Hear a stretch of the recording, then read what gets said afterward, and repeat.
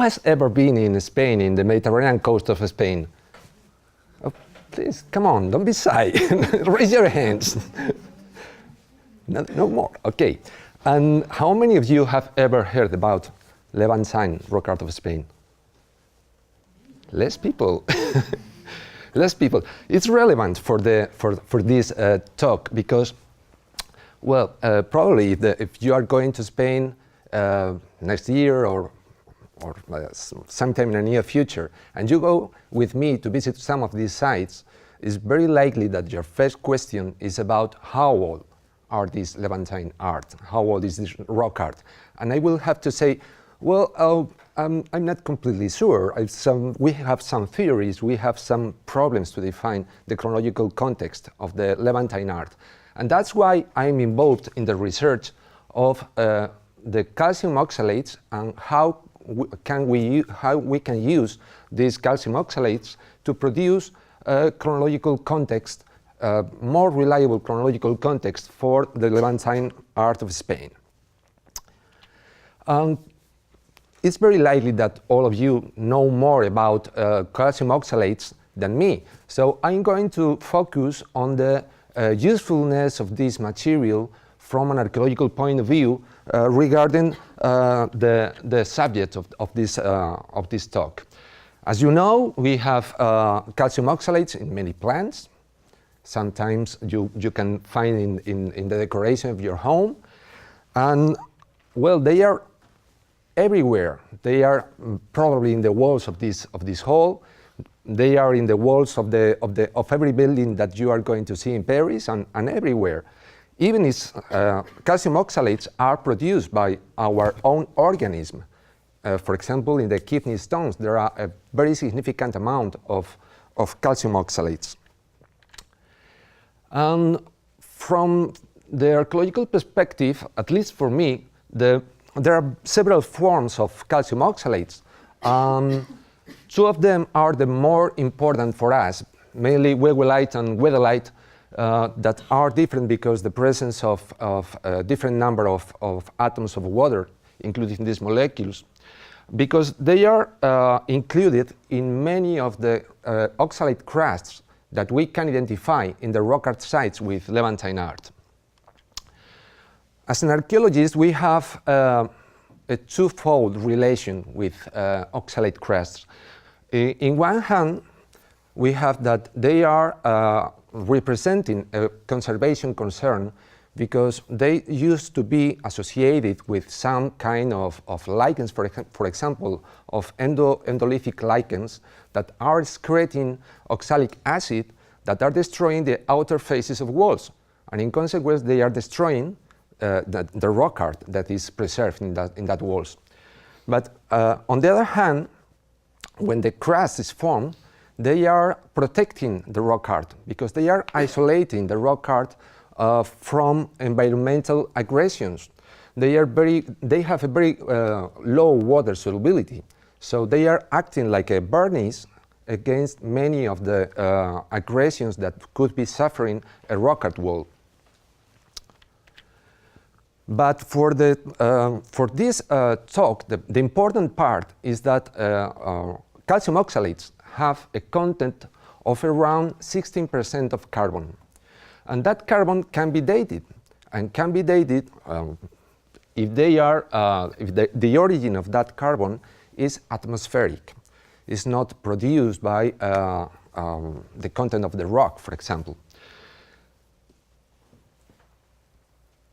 That's a problem that we have to face because sometimes when we try to date some of these oxalate crusts, the organisms that are producing, that are excreting that oxalate crusts could be feeding from the calcareous substrate where the rock art was made. And in consequence, this is not a good option to get some datings for it. But nowadays, the best hypothesis regarding the origin of the calcium oxalate is that it is produced, naturally produced by bacteria, microbes, by lichens, and they produce that during their metabolic activity. regarding the point that I have explained before, you have to take into account that in some of these rocks we could have suffering, we could be suffering a reservoir effect because of the calcareous nature of the substrate. But for this reason, we have worked mainly in sandstones that are free of any kind of carbonates. So the results of our datings are free of that reservoir effect in many cases. Okay, regarding the problem of the Levantine chronology, I'm going to try to explain you something that is very complicated, because we have been discussing about this for more than 100 years now. Well, Levantine art could be resumed in something like this. It has it's a rock art style with naturalistic figures, mainly animals and human beings. The animals are treated in a more naturalistic way. Humans are more stylized, and both kind of figures, animals and human beings, interact between them in complex scenes of a narrative nature. For example, hunting scenes, fighting scenes, dancing, etc. The animals that are depicted in these styles are the modern fauna, just the animals that you can find now in these areas. This is a small style. They are figures, the range of the size of the figures is between 10 and 30 centimeters usually. And it was painted mainly in red color, and they are located in open air rock shelters. For example, like this one. This is the kind of environment where we are going to find this rock art. And you have here some examples, like a pair of stacks in the upper part, or of an archer, a bull, a large bull, some human figures are men, women, archers, and a large bull again of the area where we are going to see the results of our research for several years up to now. The distribution of this style is in this map. The Levantine rock art are distributed in the White Hatch area. It is connected with other styles. For example, schematic art is distributed in almost the whole of the Iberian Peninsula, even in the southern part of France. And in contrast, Levantine art is also connected with macroschematic art that is located just in a small area of the northern part of Alicante province. For the other styles, we don't have a problem regarding the chronological context of them. For schematic art, we can compare with objects, and we know that it was produced between 5300 to 1800 in calibrated ages before Christ. And regarding the macroschematic art, we have a chronological framework from 5000 to 5200 in calibrated ages before Christ. But that's not the case for Levantine art. For 100 years, archaeologists have been producing different theories with a broad spectra of possibilities, from Paleolithic to the Iron Age. And obviously, not all of them could be right. Nowadays, the hypothesis that is more accepted is that it has a chronology of the Iberian Neolithic. But this is not based in scientific evidences. It's just based in archaeological evidences. Remember that date. The Iberian Neolithic began around 5600 in calibrated ages before Christ. Okay, what are the reasons of this situation? The main reason is that we don't have parallels in the archaeological context. We don't have nothing to compare the imagery of the walls with the objects of the archaeological context. The proposals were based mainly in chronocultural paradigms that compare or decide that every culture has only one kind of art that is produced in a temporal point, and just one, only one. They are mainly based in stylistic criteria that are opposing naturalism versus schematism, and the superimpositions are not concluding. Some of the superimpositions that have been identified all over these years are not conclusive because we are seeing them again, and the order of production is not clear. It's not clear because some of the proposals are not right. It's very easy. And of course we have a problem because we don't have scientific datings, at least up to now. And that's the point where we began to use the calcium oxalate datings. The calcium oxalate datings have been used in many places all around the world from more or less 20 years ago. We identified these coatings in Cueva del Tío Modesto in the year of 2004, and we characterized it using micro-Raman, first removing samples, and then we have using a micro-Raman, a portable micro-Raman, to identify this kind of substance in situ.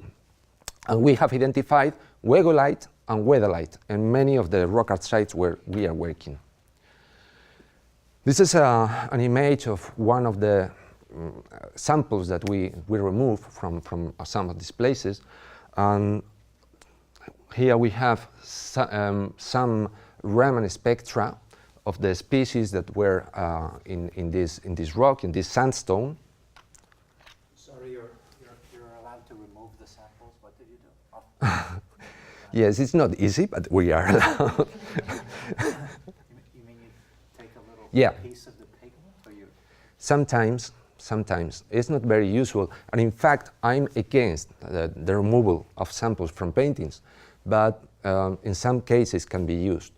And in any case, we are not dating, we are not removing the calcium oxalate crusts to produce these datings from the top of the paintings, because we are compared what's the appearance of a crust and the appearance of the crust that is covering the painting, that is overlying the paintings. So we try to avoid any destruction of the rock art as much as we can.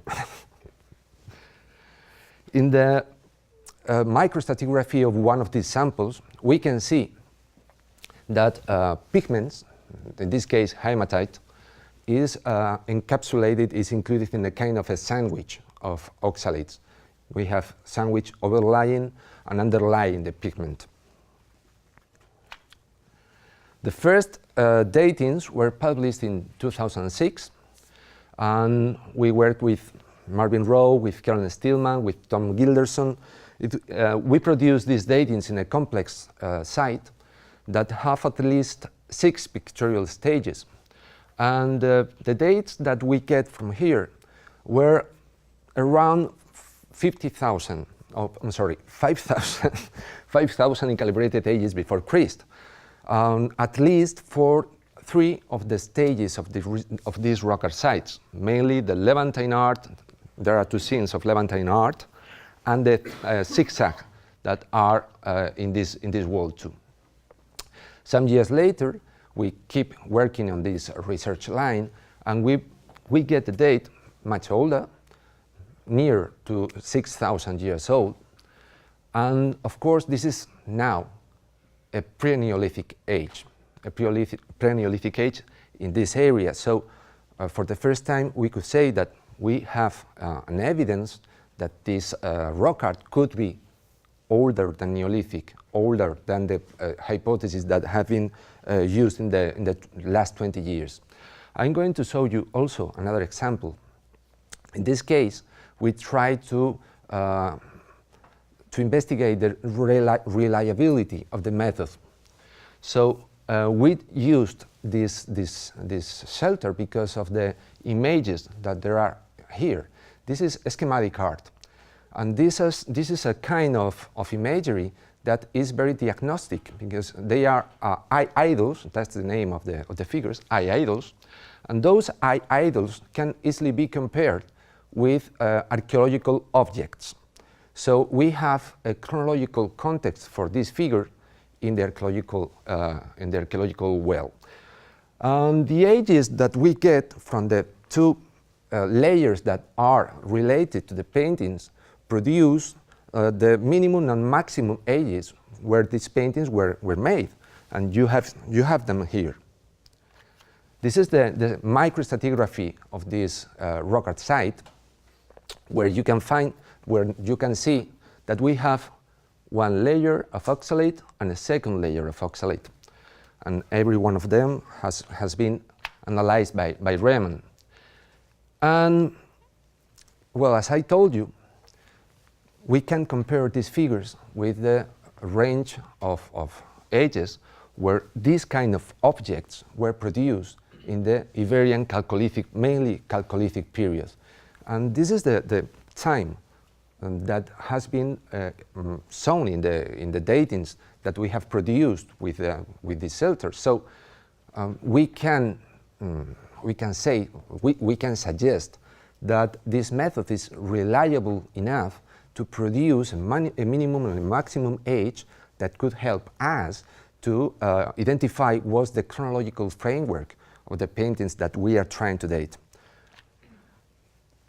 We have made more or less the same in another site with Levantine art, and the ages that we have gotten that are here are again older than Neolithic. One of them is the minimum and the other is the maximum. The problem here is that this shelter has a calcareous substrate, so we have to be aware of the problem of the reservoir effect. We have to be aware of this, the organisms that are excreting the oxalic acid could be feeding from the substrate. But at the same time, we have to take into account that could be a rejuvenation process, because we are not sure about the kinetics of the production of these oxalates. So as they are creating again and again all over the period of time, they could be always producing a younger age than probably the cultural event. So to conclude now, if we put all these ages in a graph, we can identify that we have a cluster with the Levantine art ages that we have up to now, and all of them are in the left part. So they are mainly older than 400 and 4,000 and 1500. And in the right part are only the ages that are connected with the schematic art, that are much younger than Levantine art. So as the concluding remarks, we could say that the method that we have used is reliable to date rock art, that we have the first evidences that suggest that at least a part of the Levantine art were produced in a moment older than Neolithic of the Iberian Peninsula, and that we can differentiate easily between the ages of the Levantine art and the other styles, for example, of schematic art. On the negative side, of course, we need a bigger number of samples, a bigger number of datings to be sure about this. And problems, we don't have almost anything about the microorganism, the individual microorganisms that are or were involved in the production of that calcium oxalate crust. We don't know nothing about the kinetics of the system that is incorporated in the production of these calcium oxalates. And of course, we have to take into account the problem of the influence of the carbonate substrates in the appearance of this crust, because we have many more sites in calcareous substrates that in sandstones, and it could be interesting to produce more dates in these sites. Well, thank you very much to all my friends, and we are a very big team, including biologists, chemists, geologists, archaeologists, of course, and of course to the institutions that have funded our research, and to you for your attention. Thank you very much.